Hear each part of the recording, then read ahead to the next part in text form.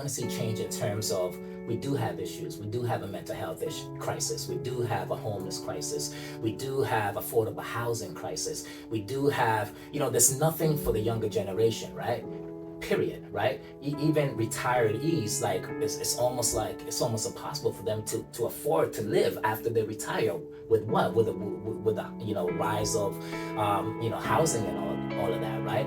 So I want to see a place where it's like, you know what? We're gonna cater to our own. We're gonna cater to our own community. We're gonna take care of our own community first, right? Before we branch out. And that's what I'm here to do. I'm here to actually put back stability. If you're coming to St. Thomas, if you live in St. Thomas, you should feel confident that, you know what, my city has my back. And the politicians that are governing this city have my back too. If I have a crisis, I could go to this politician. I could call him. I could knock on his door. I could message him. He's gonna get back to me. He's gonna not treat me like somebody else that, just somebody you kick off the street or you don't even care about. And that's what I noticed. That's what I want for this city to do. And do I believe individuals that are running against me could do it? A few. But realistically, that's a 50-50 shot. Me, I've been on the street. I've been homeless. I've been in the projects. I grew up in areas where it's drug infested.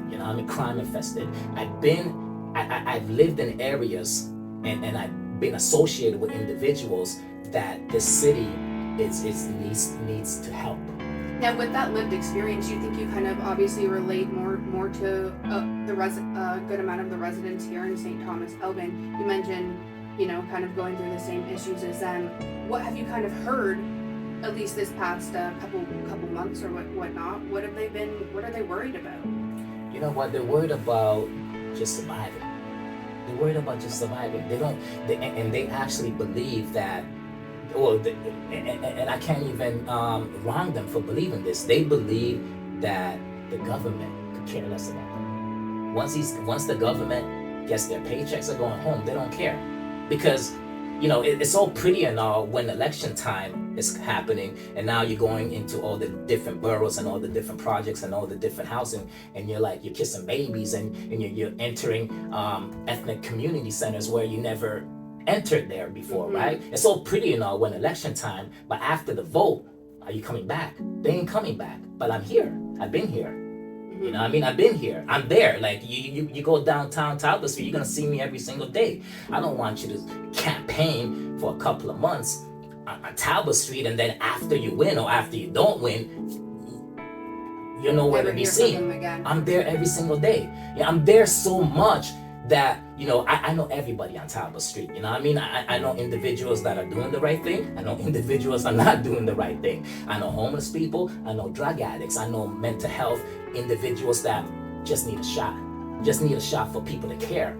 And what would happen is that I'm there so often that people, I see on social media, people are that, I seen this dude hanging around the drug dealer, right? I say, you know what that drug dealer is saying? The drug dealer comes to me and he says to me, you know what, Malichi, I've been selling drugs and I've been doing this, but I keep on going in and out of jail. You're legit. I want to be where you are. I don't want to go to jail. I want to help people. I don't want to kill people, but I feel like I don't have a way out because nobody will give me a shot. So when they see me talking to these individuals that are quote unquote shady or not shady, right? I'm not rolling with them. They're asking me for advice, right? And they feel comfortable asking me for advice. They're not gonna get judged. They understand that I understand them. But you know what? The rest of the political parties running, they may not, like you mentioned, they may not understand the empathy or that first-hand experience that you do, correct? They don't, because they're not there. They're not there. And then also, I guess, stemming off you being a local entrepreneur, you've actually expanded throughout the riding. But do you think having that relation to our local business owners also helps you in that sense as well? You know what? About 8 years ago, right? I taught a course on entrepreneurship at University of Toronto, right? That was the first time that has ever been done. They don't, when the schooling system does not teach individuals to be self-employed, They don't do that. They don't teach empowerment. They teach you to, you know what, get a job and be a slave to somebody else or build somebody else's empire, right? And I would, when I taught that course at U of T, sorry, U of T, when I taught that course at U of T in Mississauga, every single person that was in that class, they were dumbfounded because they were like, this is the first time I get an opportunity where somebody's telling me you don't have to work for nobody. You can work for yourself and decide your own future. So yes, I'm an entrepreneur. I've been an entrepreneur from birth. I ain't never worked for nobody in my life. I always been an entrepreneur. And the reason why is because I want to control my own destiny, and I want to teach these individuals. And just like how other political parties have not been homeless, have not been in the housing projects.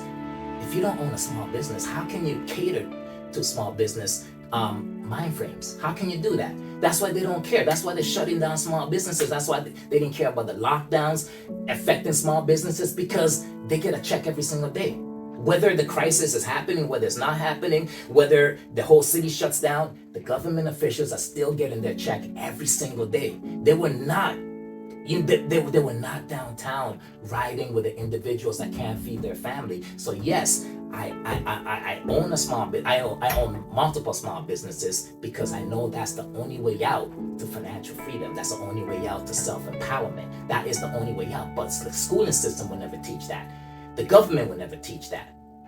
That's what I'm here to do. You know, a lot of people, and one of the biggest crises was one of the biggest debates when we're doing debating is affordable housing.